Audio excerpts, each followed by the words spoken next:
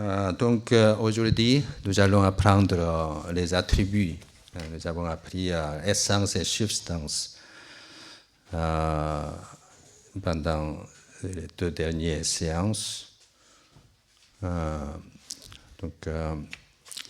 résumé, nous allons résumer un peu, n'est-ce pas, que vous pouvez répondre, hein, comme ça. Quelle est de l'essence et substance? Première essence, c'est la spiritualité. Dans la spiritualité, qu'est-ce qu'il y a? Il est immatériel, incorporel. Il est, deuxième chose, il est invisible. Et troisième, il est vivant. Et quatrièmement, il est une personne, n'est-ce pas? Donc, deuxième substance, c'est il est en existence indépendante. Et puis, troisième, il est immense, n'est-ce pas? Et par rapport à l'espace, et par rapport au temps, il est éternel. Voilà. Donc, tout ça, ce sont des différents des attributs. Ce n'est pas des attributs, même s'il y a quelquefois la confusion entre les deux. Ce sont des essences, l'essence et la substance. Vous pouvez le considérer comme quelque chose de très fondamental, hein, comme ça, en essence. Et puis, à partir de cette essence, nous pouvons trouver les attributs de Dieu. Les attributs de Dieu, c'est à la différence de substance et la nature, ou l'essence, pardon, et elle est quelque chose d'inhérent à la substance et elle constitue une sorte de description de celle-ci, description de cette substance. Ça peut être analytique, ça peut être un peu précis, n'est-ce pas?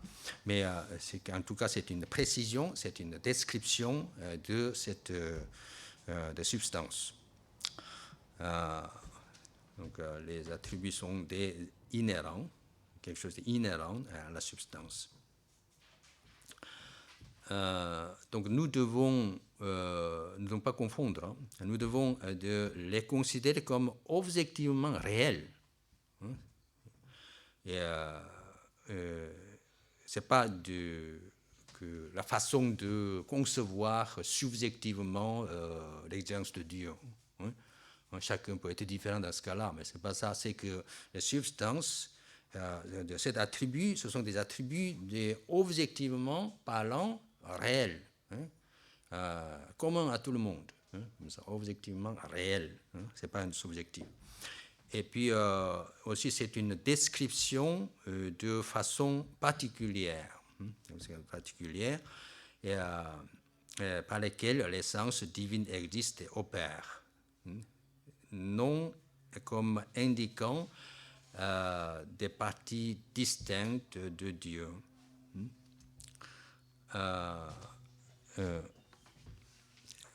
Donc, il y a plusieurs façons de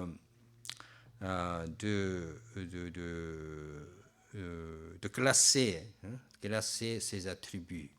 Donc, il y a quatre façons de classer. Premièrement, le plus connu, c'est que attribut naturel.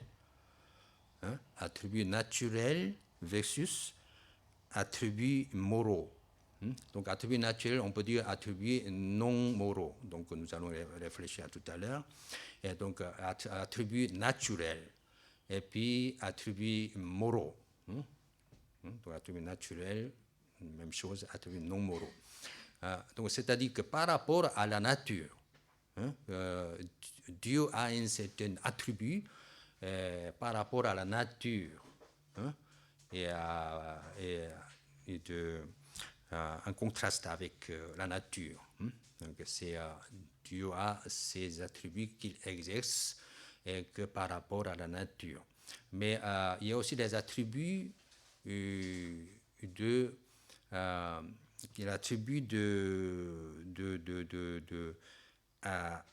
tant que gouverneur moral. Voyez, en tant que gouverneur moral, il contrôle comme ça, avec ses attributs. Donc, c'est les attributs moraux. Et puis, deuxième façon de classer, c'est attributs immanents. Attributs immanents, c'est-à-dire que par rapport à ce que Dieu a en lui-même, c'est attribut immanent. Et puis, versus des attributs transitifs, c'est-à-dire que extérieurement, il révèle ça, et dans ses relations avec la création. Voyez. Donc ça, c'est transitif. Par contre, de attribut immanent, c'est qu'en lui-même, comme ça. Et puis, troisième façon, c'est de attributs positifs, c'est-à-dire qu'il tend toujours vers la perfection, n'est-ce pas? Et puis, versus les attributs négatifs, c'est-à-dire qu'il rejette certaines limitations. Et puis, quatrième, c'est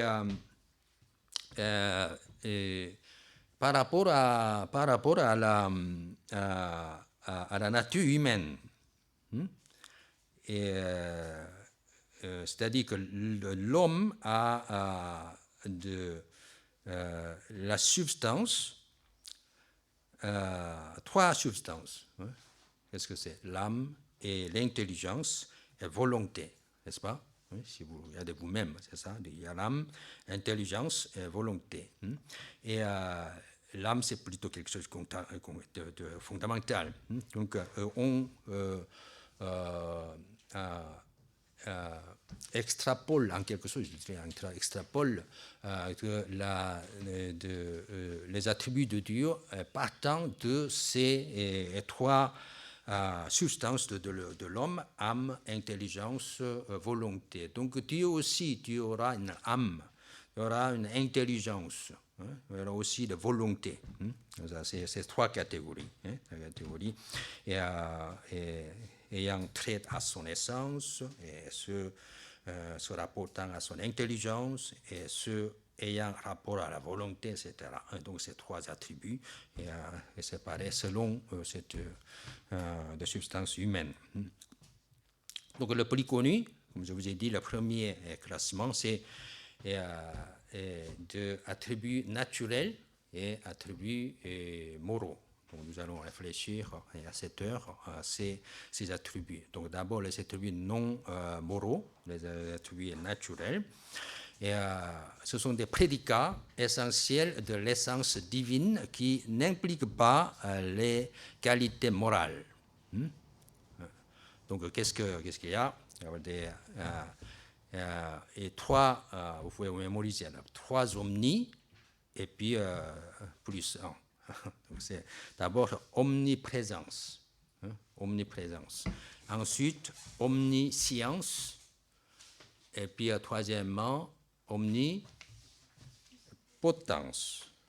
Omnipotence. Donc omniscience, omniprésence, et omniscience et omnipotence. Et puis encore un autre, c'est l'immuabilité. Immuabilité. Donc, donc souvenez-vous, donc ces attributs sont par rapport à la nature. Par rapport à la nature, en contraste avec la nature, ces attributs sont exercés par Dieu. Donc, d'abord, l'omniprésence. Omniprésence. Donc, omni, ça veut dire tout. Tout, n'est-ce pas? Omniprésence, c'est-à-dire qu'il est présent partout, et en même temps. Partout en même temps. C'est omniprésent. Omniprésence. Donc Dieu est présent dans toute sa création, mais il n'est pas limité par elle. Comme ça. Et donc nous avons appris de immensité, n'est-ce pas? Immensité en tant que substance.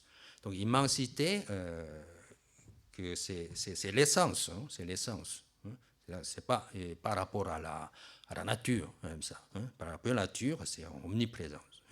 Mais immensité, elle souligne la transcendance de Dieu, n'est-ce pas? Et par rapport à la création. Mais omniprésence, mais plutôt allusion à sa présence dans l'univers. Dans l'univers. Donc, l'omniprésence que l'omniprésence n'est pas une essence, comme je vous ai dit, mais c'est un acte libre de sa volonté. Sa volonté. C'est normal parce que par rapport à la nature, il doit manifester quelque volonté, n'est-ce pas? C'est omniprésent. Moi, je veux être là, etc. Je veux être en même temps ici et là, etc. Donc, c'est acte libre de sa volonté. Donc, donc si, par exemple, imaginez que Dieu voulait détruire l'univers. Bon, je détruis tout. Et alors, à ce moment-là, son omniprésence prend fin. Tandis que son immensité demeure. Vous comprenez? C'est ça. Donc ça, c'est l'omniprésence, c'est plutôt par rapport à la nature, sa création, son univers, et que tant que son univers existe en tant qu'acte libre de sa volonté, elle existe toujours. Elle existe toujours. Et donc ça, on peut réfléchir sur quelle est l'utilité de cette, ou rôle, si vous voulez, de cette omniprésence. C'est que c'est une source de consolation pour le croyant, n'est-ce pas? Et que celui qui est toujours présent peut toujours venir à notre secours. Et donc, pendant le ministère terrestre de Jésus-Christ, il accompagnait ses disciples. Mais les disciples avaient très peur quand ils ont entendu que Jésus quitte le monde, n'est-ce pas? Mais en fait, Jésus rassure, ne vous inquiétez pas, et puis que si je pars, ce serait plutôt bénéfique pour vous. C'est-à-dire si je pars, et puis je enverrai le Saint-Esprit comme consolateur, et puis il sera partout où ils vont, comme ça. Donc c'est omniprésent. Le Saint-Esprit est omniprésent, donc ça a une consolation pour le croyant. Et pendant que je voyage ou pendant que je dors, ou comme ça, il est toujours présent auprès de nous, auprès de moi, et que donc il nous donne le secours. Et aussi, il peut être aussi une mise en garde et de contrainte pour le croyant, n'est-ce pas? Imaginez que si je pêche, tu ne me regardes pas, on pêche. Ce n'est pas ainsi. Tu regardes partout, et en secret, tout ce que nous faisons. Et donc, c'est une mise en garde et contrainte le croyant. Le croyant peut avoir une certaine peur ou de crainte envers l'Éternel parce que Dieu existe partout et en tout temps et que auprès de moi, en regardant tout ce que nous faisons. Ce que je fais. Et donc, c'est à la fois consolation et de mise en garde pour l'enfant de Dieu. C'est ça le rôle de omniprésence, vis-à-vis de sa création, de l'univers, mais aussi vis-à-vis des hommes. Et deuxième attribut non moral, c'est de omniscience. Omniscience. C'est-à-dire que Dieu a une connaissance infinie. Une connaissance infinie. Et, il se connaît lui-même, il connaît toutes choses à la perfection depuis toute éternité, et qu'elle soit réelle ou elle soit possible, éventualité, et aussi qu'il soit passé, présent, futur, il connaît tout. Et de façon immédiate, simultanée, exhaustive et vraie. Ça, c'est la connaissance et la connaissance infinie de Dieu. Donc, que quand nous avons appris, n'est-ce pas, la création, après avoir créé toutes choses, chaque jour, comme ça d'ailleurs, et il dit c'était très bon. Donc c'est une finalité de la création. Et aussi, dans l'homme, il y a une intelligence, et ça prouve tous ces phénomènes, tous ces de réalité, et de prouve de l'omniscience de Dieu. Et ces preuves peuvent se trouver dans le monde animé, dans le monde inanimé, et dans les relations entre ces deux mondes. Comme ça, et que Dieu connaît tout.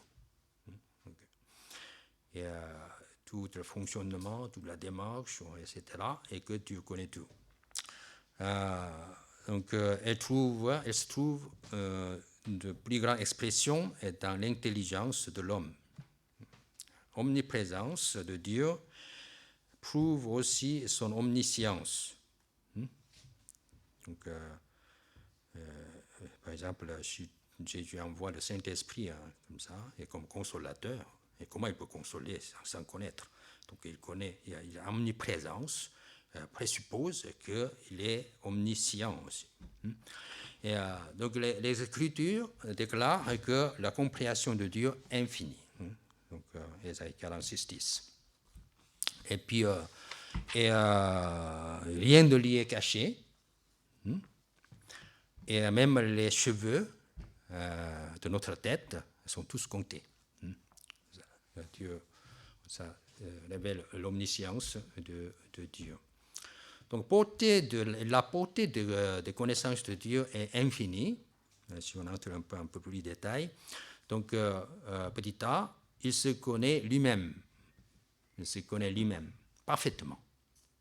Aucune créature que crée n'a d'elle-même une connaissance complète, parfaite, n'est-ce pas? Moi, je ne le connais pas moi-même. Comme ça. Moi, Socrate dit que connais-toi toi-même, ça veut dire qu'on ne connaît pas beaucoup. Et puis, deuxième petit B, c'est le Père, le Fils et le Saint-Esprit se connaissent les uns les autres parfaitement. Et donc, Jésus dit, personne ne connaît le Fils si ce n'est le Père. Personne non plus ne connaît le Père si ce n'est le Fils, etc. Donc, aussi, Paul dit que personne ne connaît les choses de Dieu si ce n'est l'Esprit de Dieu, etc. Donc, il y a entre les trois personnes interrelation au niveau de la connaissance. On connaît parfaitement l'un l'autre. Et petit c, Dieu connaît ce qui existe véritablement. Donc, cela inclut de la création inanimée, création animale, l'homme, ses œuvres, ses pensées, le cœur de l'homme, et aussi même les fardeaux, les désirs, ces fardeaux et ses désirs, comme ça. Donc, Dieu connaît toutes les affaires concernant l'homme et concernant de la création. Et petit d, il connaît toutes choses possibles. Possibles. Donc, c'est-à-dire qu'il s'agit de l'éventualité possible. Par exemple, David est pris et Dieu, n'est-ce pas? Et si je reste ici à Keïla, et puis les habitants de Keïla me livreront à Saoul ou pas. Donc Dieu connaît tout. Et puis Dieu dit, quitte. Et donc c'est une sorte d'éventualité, il connaît. Parce que si, par exemple, tous ces miracles étaient faits à Sodome et Gomorrhe, il serait repenti. Et Sidon et Tyr, la même chose, il serait repenti. Donc c'est une éventualité, Dieu connaît tout. Le possible, Dieu connaît. Mais il faut faire attention, c'est que cette connaissance de possible, n'amène pas forcément à sa réalisation. Certains idéalistes disent qu'on n'a pas besoin de distinguer entre la connaissance et la puissance, parce que la connaissance mène naturellement inévitablement à la puissance par laquelle Dieu exerce, que Dieu exerce. Donc ce n'est pas ainsi. C'est deux choses différentes. C'est-à-dire que posséder une faculté de prévenir, de prévoir des choses, n'amène pas inévitablement la conséquence que ce sera exercé. Donc il faut distinguer de l'omniscience et la causalité. Donc l'omniscience ne signifie pas de la causalité. La causalité, c'est l'exercice de pouvoir, n'est-ce pas? Donc c'est-à-dire que le fait de savoir des choses d'avance et les ordonner d'avance, c'est autre chose, c'est différent.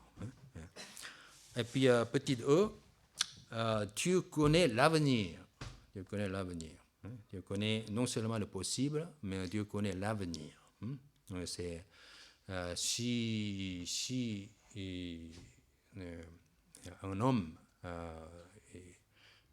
connaît l'avenir, un prophète, bien sûr que c'est pas l'inspiration de Dieu, mais pour un homme très savant, très intellectuel, il connaît l'avenir, comme ça. C'est une sorte de préscience. Ce n'est pas omniscience, c'est une préscience ou prévision, entre guillemets, mais différent, c'est pour Dieu. Dieu connaît toutes choses en avance par intuition de simultané. C'est-à-dire qu'il était d'avance au courant de l'avenir en général. C'est sa capacité. Donc il savait déjà que de mauvais chemins que Israël prendrait. Et puis il connaît déjà la décision de Cyrus de faire retourner son peuple et pour construire le temple, ou la venue de Jésus-Christ et sa crucifixion, main de méchants, etc. Mais ça, Dieu le savait déjà. Dieu connaît l'avenir. Et donc ça, il faut remarquer deux choses pour cet attribut. C'est que d'abord, la connaissance de l'avenir n'est pas elle-même causale.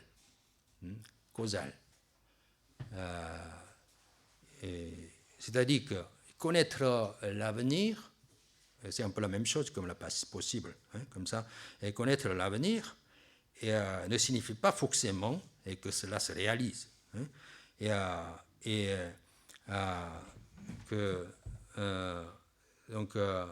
Pardon, c'est un peu mal expliqué.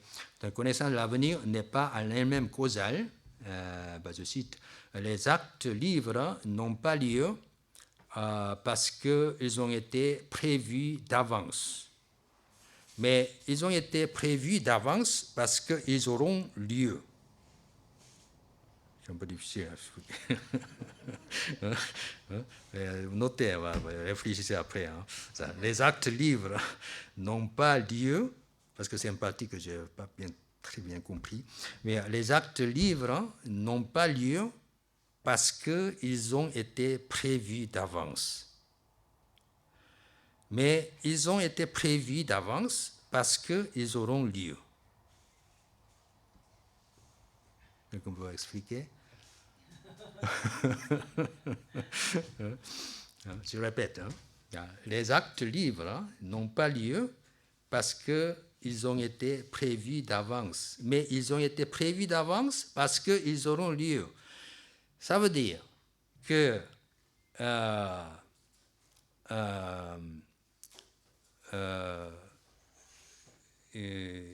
Dieu connaît l'avenir, donc Dieu prévoit que cela va arriver. Et donc, ça arrive. N'est-ce pas? Mais la réalisation actuelle ne suppose pas forcément ce que Dieu avait prévu. Vous comprenez? C'est-à-dire que Dieu est très libre d'agir maintenant. n'est pas forcément qu'il doit prévenir déjà à l'avance. Hein. Même s'il n'a pas prévu en avance, il est libre d'agir maintenant. Hein. Faire ceci, faire là. Hein. N'est-ce pas? Hein. Donc ça c'est différent. Donc il faut savoir, la connaissance de l'avenir n'est pas à même causale. Hein. Il faut absolument que Dieu doit prévenir quelque chose et que pour que ça arrive, ce n'est pas ainsi. Hein. Donc même si Dieu n'a pas prévu de choses, ce n'est pas grave. Mais qu'à l'instant même, Dieu peut ordonner, faites-le. Ça arrive. Et puis deuxième chose, le simple fait qu'une chose moralement mauvaise ait été prédite n'enlève nullement la responsabilité humaine. Hein? Et de celui qui l'a commise. Donc, c'est-à-dire qu'on ne peut pas imputer à Dieu, bah, tu as prévu ça, hein? Et c'est pour ça que j'ai fait ça. C'est pas ça. C'est-à-dire que le fait que Dieu avait prévu des mauvais côtés, hein, comme ça, de négatifs, et que cela se réalise, ne libère pas l'homme de sa responsabilité. Par exemple, que le cas de Pharaon, vous voyez, le Pharaon, hein, que le Pharaon n'écoutera pas, hein, comme ça, hein, et qu'il a dit à Moïse, et c'est réalisé. Hein. Donc, Pharaon ne peut pas dire que voilà, c'est Dieu a prévu ça, hein, et de ce que je suis contre toi, hein, donc je suis quitte. On ne peut pas dire ça. Hein. Donc, la responsabilité humaine est toujours dedans.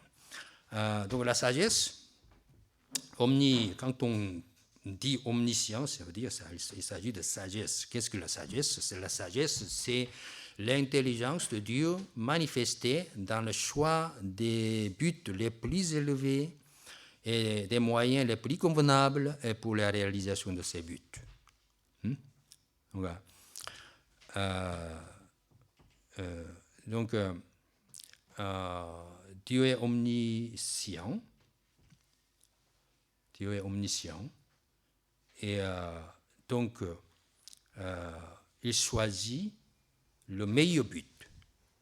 Hein? Il choisit le meilleur but. Et pour réaliser ce but, meilleur moyen. Hein? N'est-ce pas? Dieu est absolument sage dans cette affaire. Hein? Ça. Donc, il faut le... Pardon.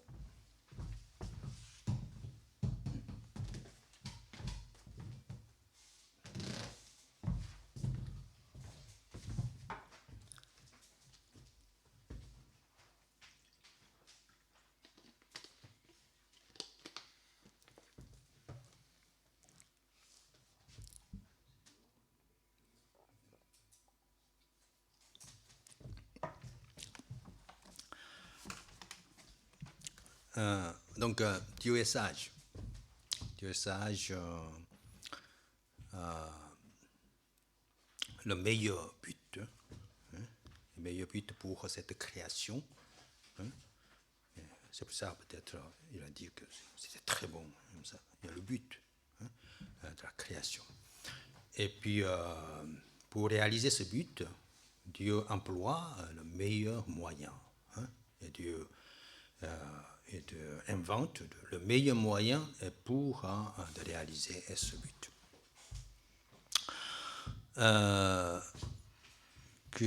Bien que Dieu cherche sincèrement à promouvoir le bonheur de ses créatures, n'est-ce pas? Dieu veut que vous soyez heureux. Hein? Dieu veut que le peuple de Dieu soit heureux, hein, n'est-ce pas? Et Dieu cherche sincèrement à ça. Et aussi, Dieu cherche à perfectionner les saints en cette sainteté. Hein? Dieu veut sanctifier chacun de ses enfants, n'est-ce pas? Mais aucune de ces choses ne constitue le but le plus élevé possible. Donc c'est pourquoi les chrétiens, parfois, sont erronés dans le but de vie, hein, comme ça. Dieu veut que je sois extrêmement heureuse, parce que je crois en Dieu, donc je dois être heureux, etc. Je dois être sanctifié, comme ça, que, incomparablement avec les autres. Ils sont un peu, qui vivent n'importe quoi, je suis sanctifié, etc. Ce n'est pas le but, quoi. Le meilleur but, c'est quoi? Le but de Dieu, c'est quoi? C'est sa propre gloire. C'est ça, le but. Donc, la sagesse de Dieu, c'est ça la sagesse de Dieu. La sagesse de Dieu, c'est que chacun des créatures rende gloire à Dieu. C'est la première question de catéchisme et de Westminster. Et c'est glorifier Dieu par la vie. C'est ça le but, le plus sage de Dieu, omniscient. Et puis, troisième, c'est omnipotence. Donc, Dieu est tout-puissant et il peut faire tout ce qu'il veut.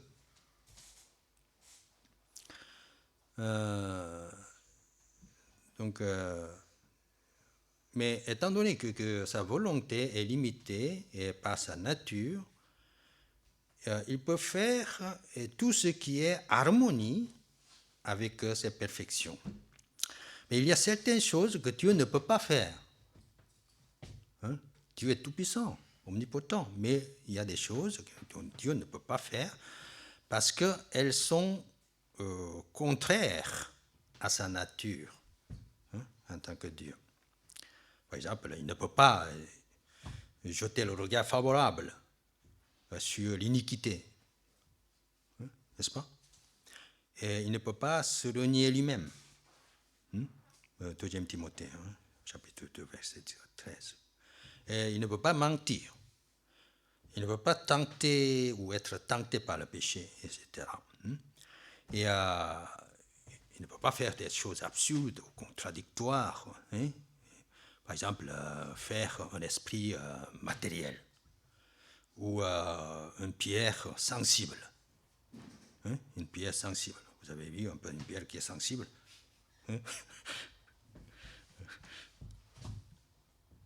Si une pierre est sensible, il danse. Il y a une partie aussi, Jésus a dit que la pierre danse. Mais en tout cas, ce n'est pas quelque chose de très, très normal. Ou faire un cercle carré. C'est possible?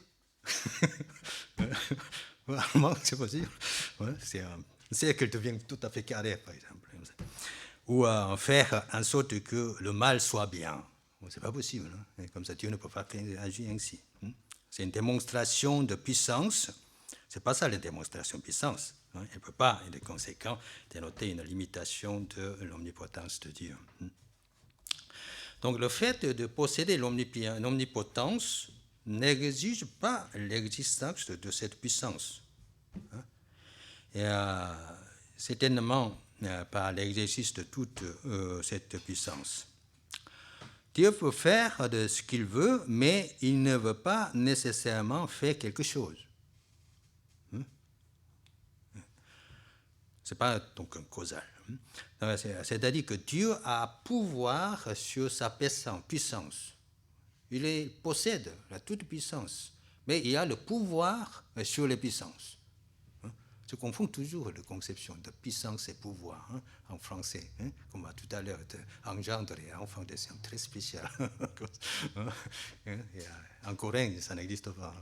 Mais en tout cas, ici, c'est que Dieu a le pouvoir, sur sa puissance. Donc, dans le sens, pouvoir, c'est plus élevé peut-être. Pouvoir sur sa puissance. Donc, il possède la puissance, mais il peut contrôler. Il peut exercer cette puissance ou ne pas exercer, comme il veut. Donc,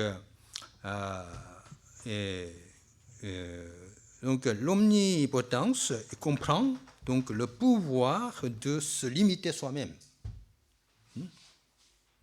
C'est-à-dire ne pas exercer, limiter lui-même. Dieu se limite lui-même jusqu'à un certain point, jusqu'à un certain point, que nous apprenons, c'est juste la Genèse, jusqu'à un certain point, en dotant ces créatures rationnelles de libre arbitre. C'est-à-dire qu'il confie. Et tu feras comme il veut, comme tu veux, comme ça. Donc, en dotant ces créatures rationnelles de libre arbitre, pour qu'ils puissent bien exercer ce libre arbitre de façon à, par exemple, glorifier à Dieu, etc. Et pas n'importe comment, comme ça, pour exercer de l'iniquité. C'est pas ça. Donc, c'est Dieu délègue en quelque sorte son pouvoir aux hommes de rationnel pour qu'ils puissent exercer de ce libre arbitre. Et comme ça, cet aspect, c'est une sorte de limitation de sa puissance, n'est-ce pas? Donc, Dieu se limite en quelque sorte, en sens. Et puis, donc, c'est-à-dire que c'est pour cette raison qu'il n'a pas gardé le péché hors de l'univers. Il a pu. Il peut exercer sa puissance pour que tout acte, trace de péché soit éliminé, effacé, exclu de l'univers, du système de l'univers. Mais ce n'est pas ainsi que Dieu a agi. Et il a laissé le péché dans le monde, comme ça. Et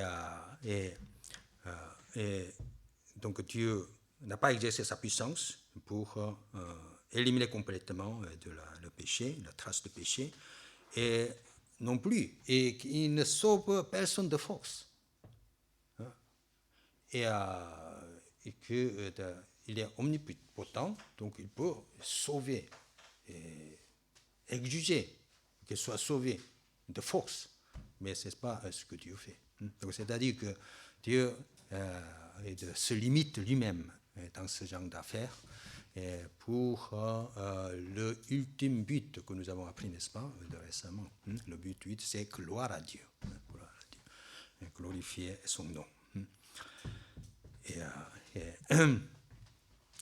par le bonheur de l'homme, Dieu aussi cherche accorder le bonheur à l'homme, mais l'ultime but, je veux dire, c'est que le nom de Dieu soit glorifié. Donc, la Bible enseigne clairement l'omnipotence de Dieu. Il est dit que le Seigneur, qui est appelé le Tout-Puissant, peut tout, car avec lui, tout est possible. Et rien n'est trop difficile. Et il règne, en fait, comme ça, parce qu'il est omnipotent.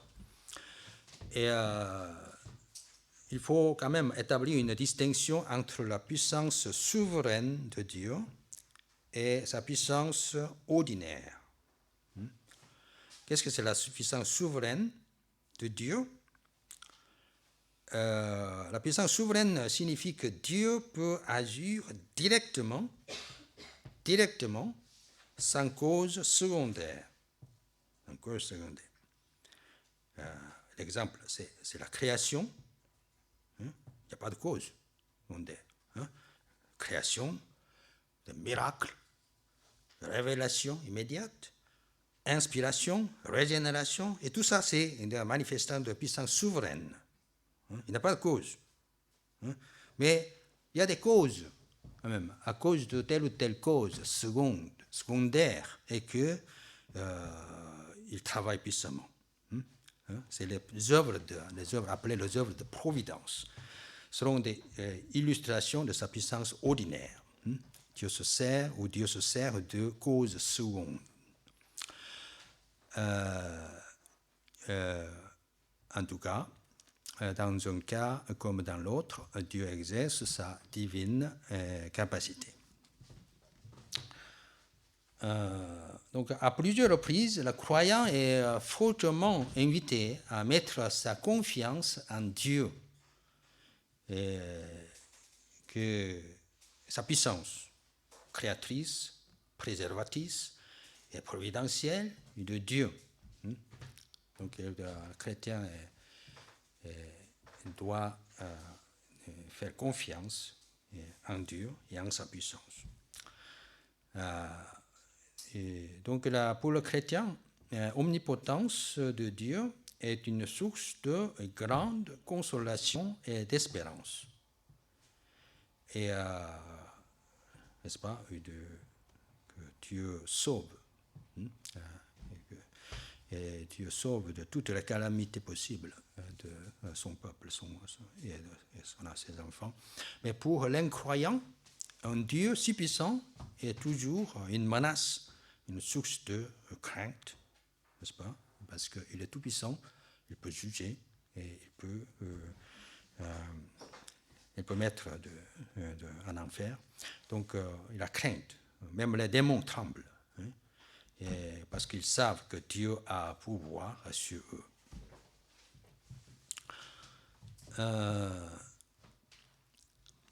Quatrièmement, c'est de quatrième tribu de non-moraux.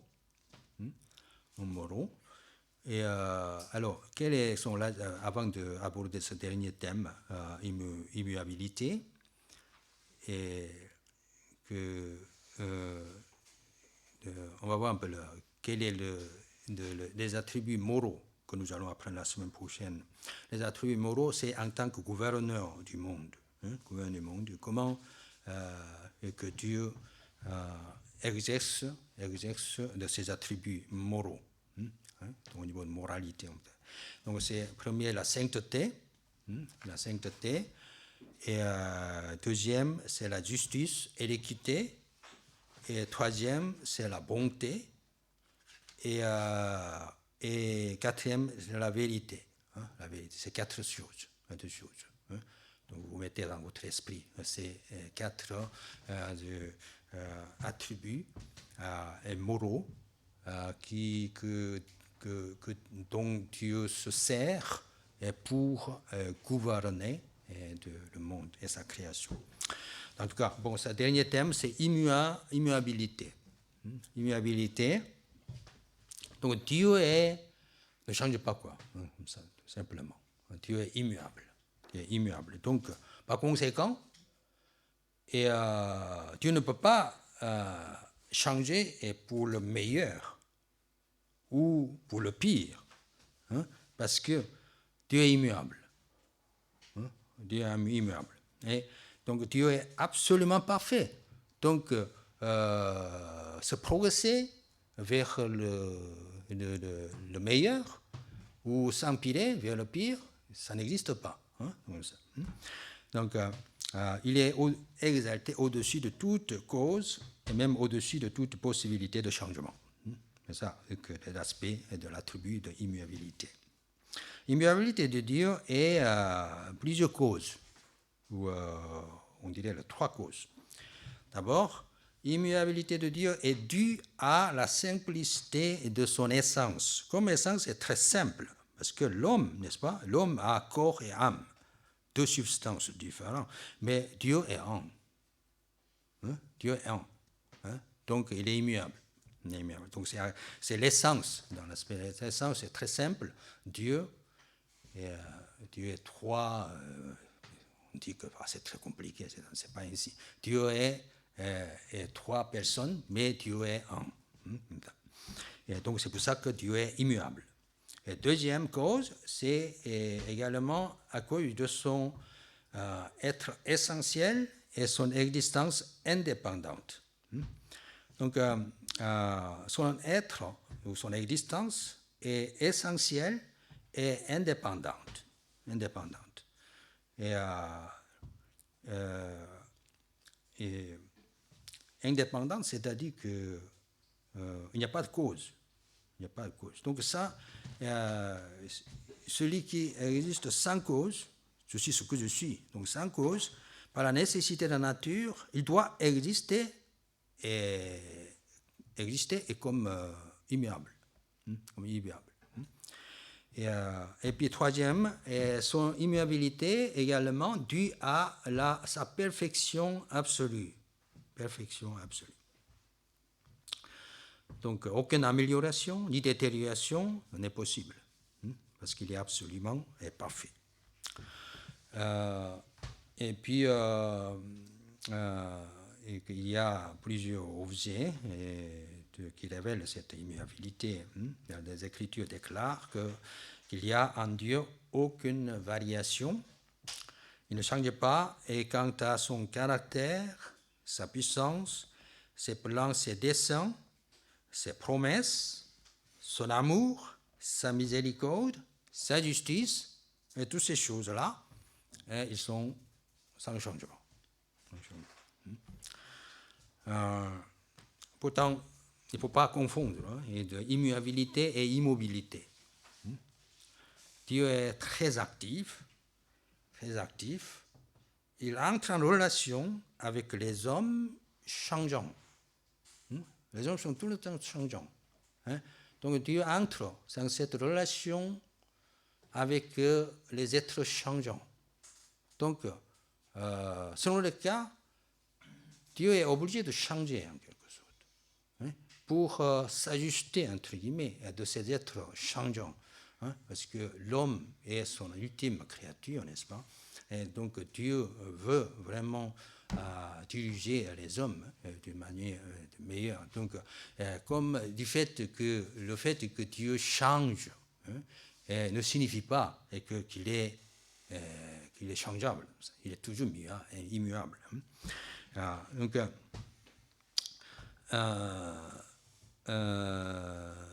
Donc, Dieu n'agit pas, par exemple, de la même manière avec les hommes avant, après le salut. Et Dieu ne peut pas se repentir, mais il se repent. N'est-ce pas? Après avoir fait un déluge, envoyer le déluge, il se repent. Il se regrette, quoi. Il regrette en quelque sorte.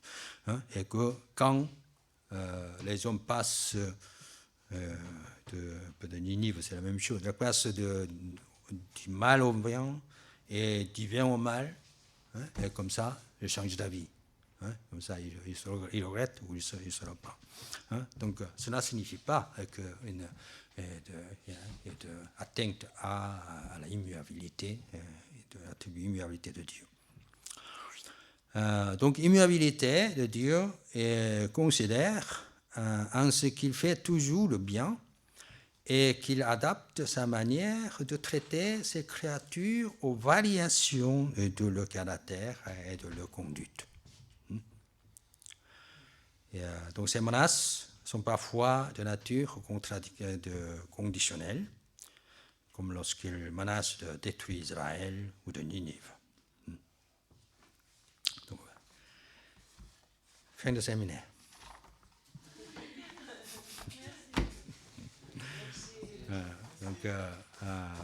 Tu vois que c'est très utile, même si les phrases parfois difficiles, ces livres d'Annie Thigen, je pense que c'est épuisé, c'est parce que j'ai acheté il y a très longtemps.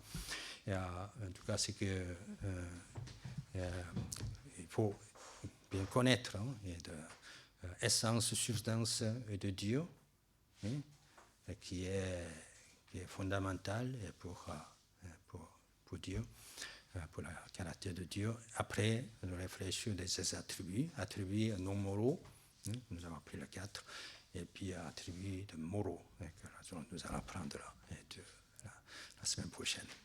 Donc, je prie que vous êtes très intéressés à ce séminaire et envie de connaître mieux Dieu, ardent désir de connaître Dieu, et puis que Dieu vous remplisse beaucoup d'intelligence, beaucoup de sagesse,